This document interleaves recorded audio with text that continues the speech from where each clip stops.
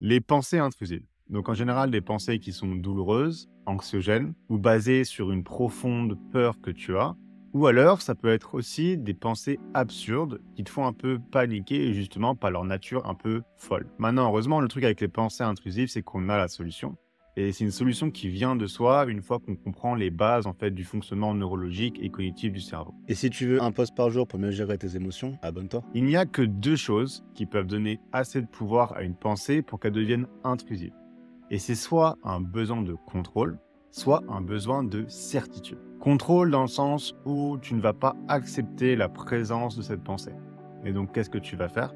Tu vas vouloir à tout prix la faire disparaître. Soit car tu la trouves douloureuse, ou soit juste parce que tu la trouves bizarre. Mais le fait justement de vouloir la faire partir, et donc de manifester un désir de la faire partir, ton cerveau, ne comprenant pas la négation, va interpréter ta réaction comme une instruction d'augmenter l'importance de ce sujet-là, donc de te mettre un rappel, et donc de reproduire cette pensée plus tard dans le futur. Et le message que tu envoies au cerveau, c'est de surtout pas l'oublier, comme tu oublies des milliers de pensées par jour, parce que c'est là, puisque tu y as réagi, elle est importante.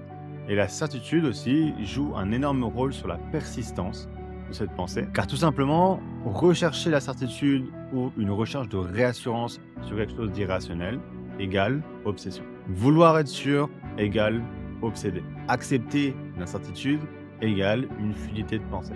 Donc la clé pour moi, c'est vraiment de faire preuve d'humilité intellectuelle. Comprends que ton cerveau n'a pas la capacité cognitive, en fait, de prendre en compte tous les facteurs et donc de trouver le résultat final. Et c'est pas plaisant d'accepter ça, d'accepter cette impuissance intellectuelle, en fait. Mais franchement, c'est libérateur. Donc essaye maintenant d'observer ces pensées intrusives sous le prisme de besoin de contrôle et besoin de certitude. Interromps les mécanismes qui sont liés à ces besoins et tu verras que l'intrusivité de tes pensées descendra en flèche.